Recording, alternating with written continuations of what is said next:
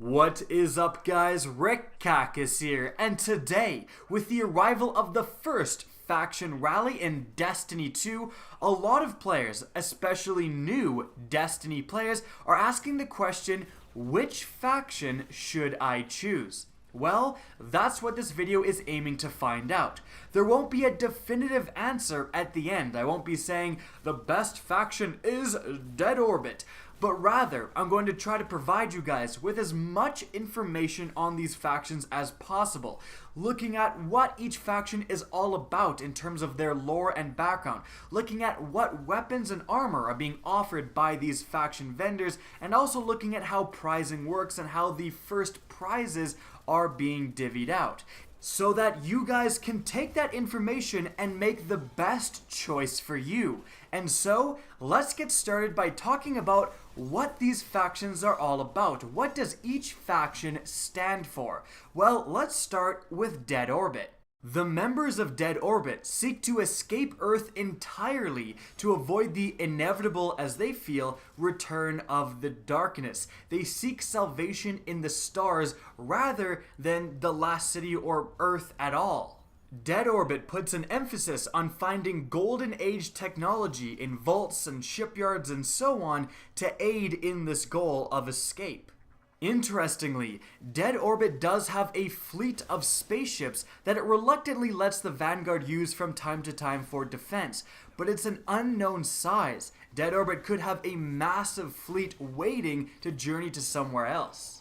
And quite frankly, judging from the events of Destiny 2, the idea of, okay, maybe we should just leave the Traveler, clearly it's attracting some bad eggs, and go and start anew at a totally different planet, a totally different location where no one will find us, that isn't the worst idea. Alright, now it's time to move on to Future War Cult. This is a very interesting faction. They actually sprung up during the Golden Age. They got a hold of some Vex technology and were able to design a device that would let you see in the future. Here's the thing, the future isn't determined. There isn't one timeline of what is specifically going to happen, but rather, depending on what happens in the present, there's several different timelines that will potentially occur.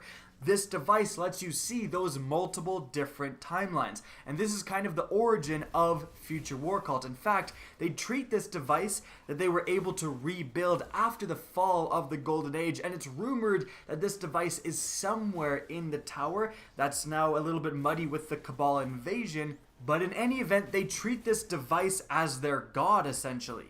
Now, Future War Cult eventually abandoned this device because most people who used it, well, they went insane. However, those that did come out the other side and were able to explain what they saw described mostly war. So many different futures in which the darkness would arrive back again, and I'm sure they saw the Cabal invasion as a possibility of happening, and so Future War Cult has seen the potential futures so many contain war that they've said, we've got to prepare for it. Future War Cult is all about preparing, training, arming themselves, getting ready for future wars. They don't see a future of escaping like Dead Orbit, of peace. They see a future of constant war, so they're trying to prepare for it. And moving on, we have New Monarchy, and this is a very interesting faction because it's almost a counter-faction. It rose from the faction wars to be kind of the driving force in trying to stabilize the last city. The best way to talk about New Monarchy is to talk about New Monarchy's 7 tenets. These are the 7 goals they want to establish. Number 1, to secure the walls of the last city. Number 2, to secure the rights and the liberties of every upstanding citizen. 3, to sponsor the sciences of the city, salvage the ruins beyond so that the Golden Age may be reborn. 4, to support the Guardian Orders by leading the city in technological innovations. 5, to support the natural harmony of the city and to actively dissuade any group or individual that might disrupt that harmony. 6, to hold all individuals, compacts, and alliances to the highest standards of productivity and right behavior. And number 7 is the most interesting. 2, by vote of the consensus, abolish the consensus and transfer ultimate power in the order that the rights and the liberties of all citizens be secured to a single sovereign of unimpeachable character. They wanted this to be Zavala. Zavala is such a stand-up guy that he's never going to go rogue, assumedly, and he would lead New Monarchy and the Last City as this rightful ruler who had all the right morals and ideas and everything. Number 7 is obviously the hardest thing to come by, because Zavala up to this point has refused. And with the invasion of the Last City, New Monarchy is kind of in chaos right now. They were in charge of the city, they were the protectors of the city, and they really did fail with the Cabal invasion. So they're, quite frankly, scrambling to rebuild in this point in Destiny 2. And so that concludes a lore overview of each of the 3 different factions. Now you know who you're pledging allegiance to. But now let's talk about, in a more practical sense, what you're going to gain if you pledge allegiance to a certain faction. What are the vendor weapons and armor this time around?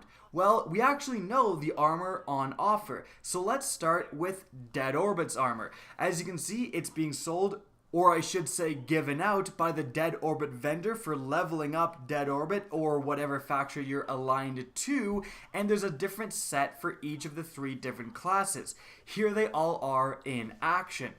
Moving on to Future War Cult, as you can see, 3 armor sets for the 3 different classes, and again, here they are in action. Moving on from there, we do have New Monarchy, 3 sets of armor for 3 classes, and again, here they are in action. So you can really just take a look at those armor sets, and whatever one looks the coolest to you, I mean, you could definitely align based on that. Also remember that those colors that you saw are essentially the colors of the given faction. They're also going to be giving out shaders that align with these colors. So if you like black armor, Dead Orbit obviously. If you like red, New Monarchy. And then if you like blue and yellow and red, Future War Cult. But moving on from there, let's take a look at the vendor weapons. These are the faction weapons that you can be awarded when you level up a certain faction, starting again with Dead Orbit. Now, I would highly recommend checking out the vendor reward weapons each faction rally to see which ones you want most, but the weapons that stood out to me are as follows. Firstly, the Dead Orbit shotgun, the Gravity Slingshot. Massive impact and can extend that range with better ballistics, and Field Prep lets you carry more ammunition in reserves, a very good perk. Now moving on to the Future War Cult vendor rewards, the interesting loot here is firstly the hand cannon, the True Prophecy. It's got a perk called Timed Payload, where projectiles will stick to an enemy and then explode at a later time.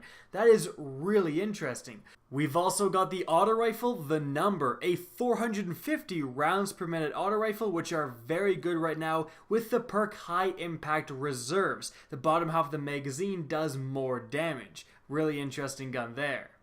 Also, we've got the scout rifle Palladius Corrector, or however it's pronounced, but it's got a very good stats, high caliber rounds, and rampage. This thing could be really deadly. Moving on to New Monarchy, if you like high damage, high range scout rifles, you do not get any better than the Song of Justice. In addition to that, the Royal Dispensation 2 submachine gun has really good overall stats that just get better if you mess around with the perks. This thing looks actually quite solid, even though it is 900 rounds per minute. And the shotgun being a Suros precision shotgun, but that also comes with full auto trigger system, has definitely caught my eye as well. Oh, and it has 6 rounds in the magazine too. Now there is one last thing when deciding which faction to align with, and that is the faction prize. Every single faction rally, there's going to be a different weapon up for grabs presumably, so make sure to go and check which weapon is on offer for each of the 3 different factions. Essentially, whatever faction does the best overall in Destiny 2 in terms of the reputation it gains, that faction's special prize weapon will be available for sale for anyone to buy. However, people who actually aligned with that faction that won will get it for 1,000 Glimmer, and those who didn't will have to pay 50,000 Glimmer. Obviously, you're going to want to collect the most reputation for the faction that has the prize weapon you're most interested in, because the other 2 won't be sold at all. Now for this faction rally, Dead Orbit is offering the Haunted Earth Scout Rifle, a high impact scout that does come with high caliber rounds, could be pretty interesting. Future War Cult is offering the Heart of Time Pulse Rifle, a lower damage pulse, but this one does come with Dragonfly. Precision hits create an elemental damage explosion, aka Firefly from Destiny, which was a very good PvE perk, so this could actually be quite good at crowd control. And lastly, New Monarchy is offering the Interregnum Sidearm, a fully automatic Suro sidearm. Now again, these prize weapons will change from faction rally to faction rally, so make sure to check them before deciding your allegiance, or at least before deciding which character to play the most that week. And so guys, there you have it. All of the relevant information you need when deciding which faction to choose. I hope you guys enjoyed this video and found it informative.